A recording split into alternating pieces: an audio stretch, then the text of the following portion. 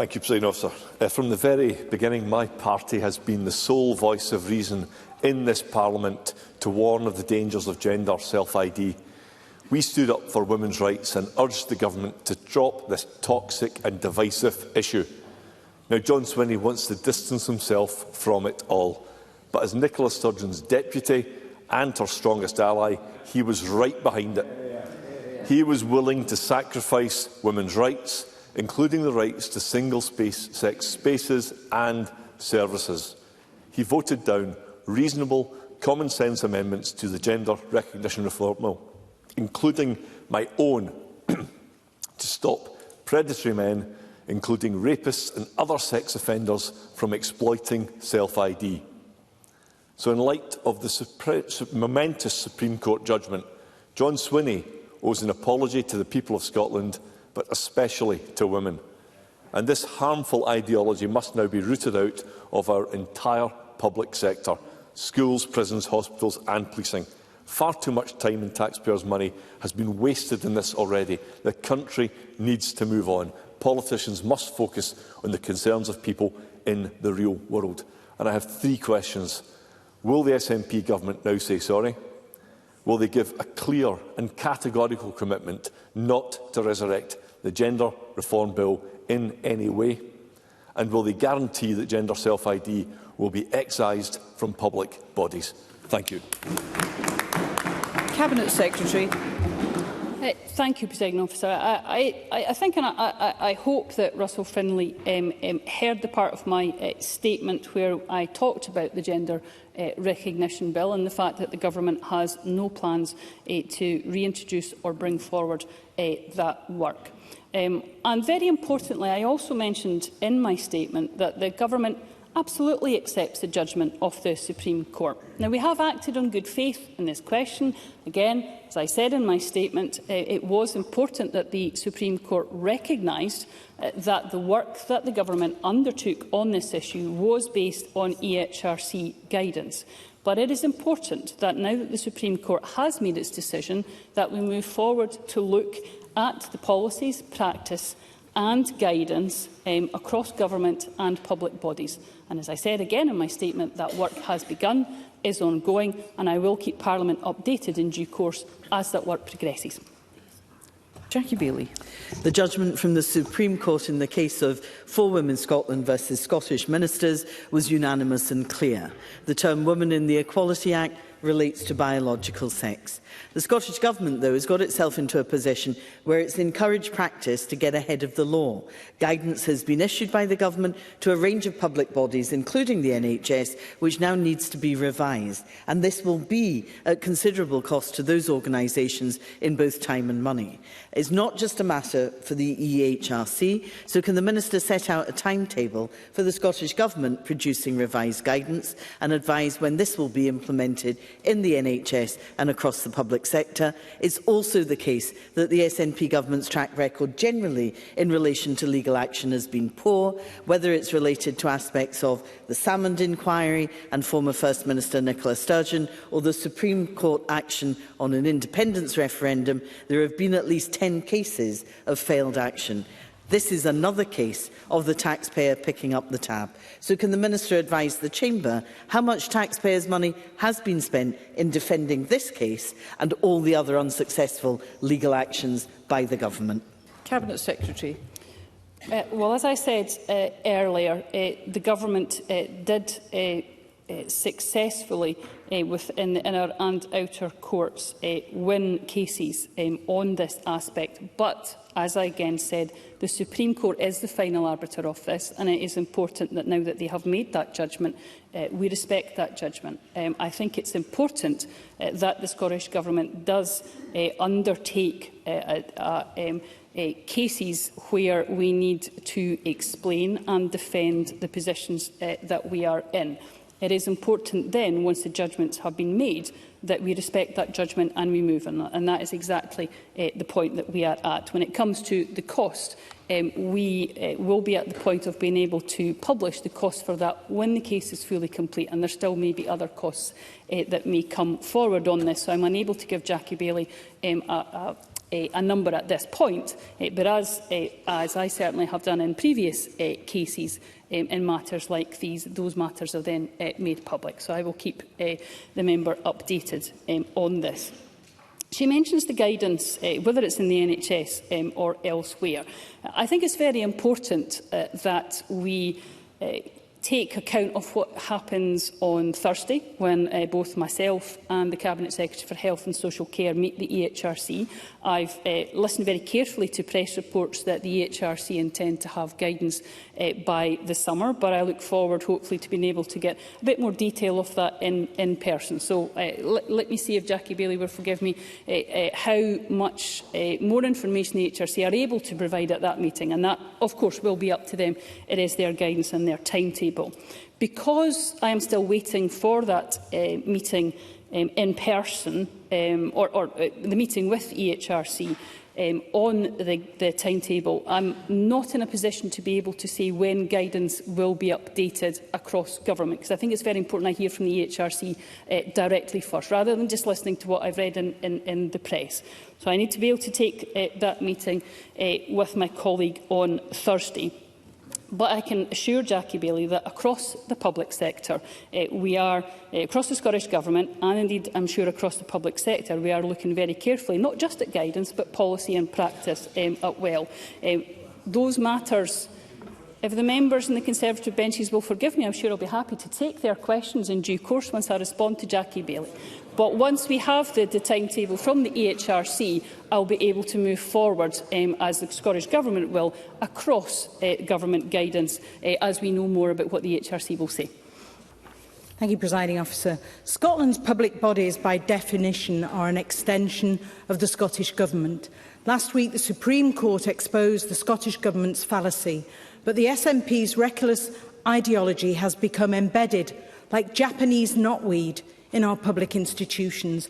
Whilst it smacks of asking an arsonist to extinguish the fire, will the Cabinet Secretary secure written assurances from all of its public bodies that they will put the policies in place complying with the Supreme Court ruling within 3 months after meeting the EHRC? Cabinet Secretary. So I think it's very important to give the EHRC more time than the meeting that we have on Thursday. So with the greatest respect to Tess White, I can absolutely understand the need, the desire and the obligation indeed for pace on this matter. And we will see what the EHRC is able to share with Scottish Government ministers on Thursday. But I can give her the reassurance that across the Scottish Government there is work that has now begun to ensure that policies, practices, procedures and guidance are absolutely compatible with the judgment of the Supreme Court and with the law. That rule of law is exceptionally important to the Government, and it's very important that we do that right across the Scottish Government and right across the public sector, and indeed further to that. And it is a matter that's not only for this government but for other governments within the UK, which is why I think it's also important that governments can have discussions on those issues to be able to deal with the collective challenge we have to ensure that our guidance is fit for purpose. Thank you, Presiding Officer. Last week, I was at the UK Supreme Court and got to witness a monumental legal judgment on the definition of the word woman, which was issued thanks to the excellent work of For Women Scotland. In recent days, we have seen statues defaced, death threats issued against women's rights campaigners, and a video of Deputy Convener of the Equalities Committee, Maggie Chapman, MSP, accusing the Supreme Court judges of bigotry, prejudice and hatred. This is shocking behaviour and has been condemned by the Faculty of Advocates. Therefore, I'd like to ask the Cabinet Secretary if she condemns this behaviour and what action has been taken by the Scottish Government to guarantee the safety of women. Cabinet Secretary. Well, I think it's important, Presiding Officer, that for the avoidance of any doubt, I take this away from the issue in question and give a general response, which is the response we should give on every single example of this. There is no excuse for vandalism or criminal behaviour. There is no excuse for death threats. and that is regardless of who that comes from, presiding officer, whether that's towards activists or whether it is towards members of this Parliament, regardless of their views on the Supreme Court. And I think it's very important that I say that is regardless of where people's views were at the start, are at the beginning or are at any stage in this discussion, there is no excuse for criminal behaviour or poor behaviour. And I think that's a particular responsibility for those of us within this chamber. And I again absolutely say that the Scottish Government accepts the decision of the Supreme Court and respects their right to do so. Thank you, Presiding Officer. The SNP have tied themselves in knots trying to define what a woman is. John Swinney still doesn't know.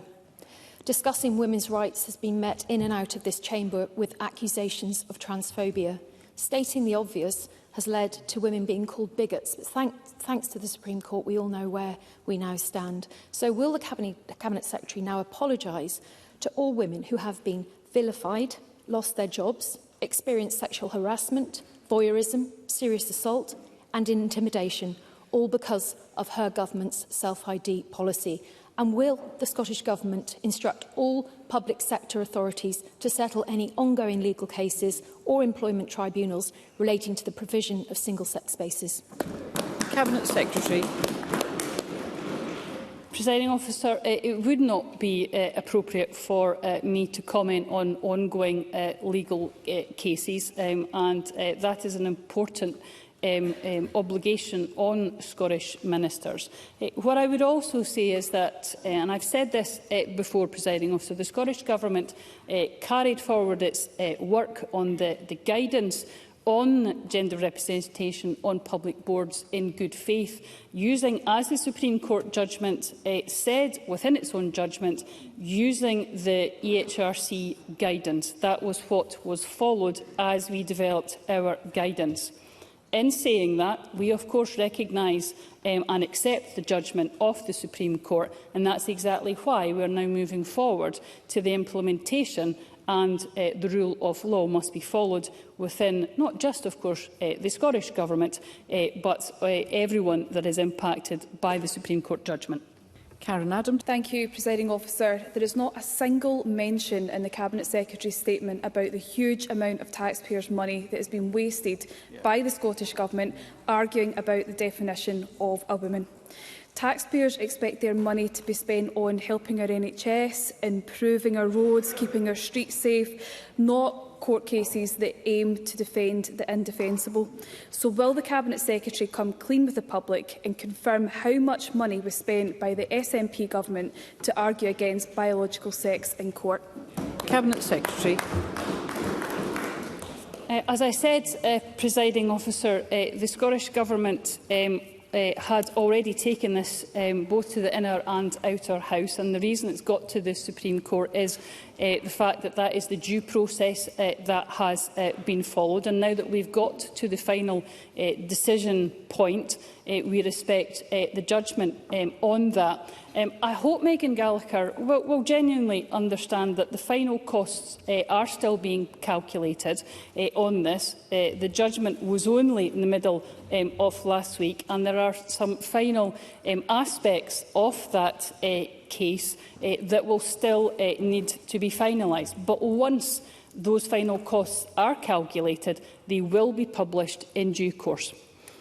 Thank you, Presiding Officer. We all owe For Women Scotland and the many people that supported them a huge debt of gratitude, and one of them is in the gallery with us today. By contrast, this Parliament and this Government have let the women of Scotland down badly. They lectured us about tone, including again today, and patronised us, whilst at the same time giving away women's hard-won rights. This Parliament and this Government turned away as women's reputations were being trashed. Women were being suspended or hounded out of their jobs simply for stating that sex is immutable. And they refused to listen when women were being harmed in single-sex spaces, services and sports. Politicians that did not stand up for women should hang their heads in shame. How did this Parliament and this government get this so wrong and let Scottish women down so badly? And if I can contradict the Cabinet Secretary, I would say there should be no more delay in acting on this, because Scottish women have waited long enough. Cabinet Secretary. Thank you, Presiding Officer. I would hope that we could all agree that tone is important in this. I've heard from members today about the fears, the concerns of both activists who have taken this. I'm sorry, Presiding Officer, I'm slightly struggling to know if I was going to say if Ms Regan wanted an intervention, but I've just remembered it's a statement. But I'm happy to try and answer her questions if she will let me. I think it is important that we will look at the intone all of this. And we've heard today about the concerns about threats and intimidation to both women who took forward this case, and also threats and intimidation towards the trans and non-binary community. That's why the tone is important, because it's important for everybody involved in this. We've also always, as a government, respected single-sex spaces and respected the exemptions that are within the Equality Act. And it's important that we move forward again on that basis. And I can reassure the member that there is not a delay. The work is continuing, but I hope she would also recognise that the EHRC have an important role to play in this, and that's why what they have to say on this, both in terms of what they may be able to say on Thursday on an initial meeting and their guidance that will follow, is so exceptionally important.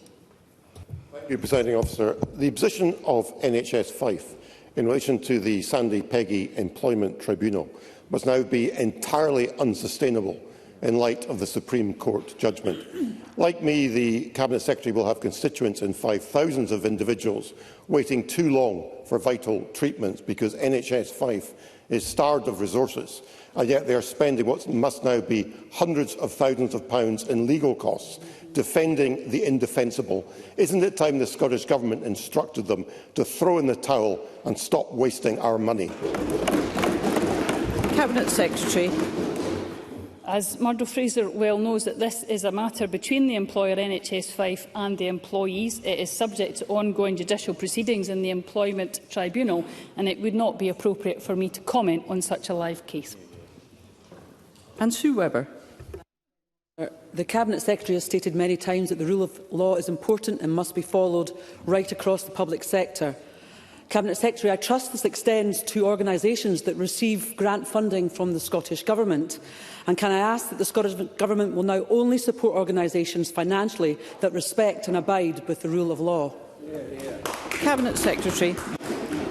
Presiding Officer, as I think I've said on a number of occasions now, it is important that both the Scottish Government, public bodies and indeed other organisations reflect very carefully on the Supreme Court judgment and ensure that they are abiding by not only the Equality Act but all other relevant pieces of legislation. Thank you. That concludes the ministerial statement.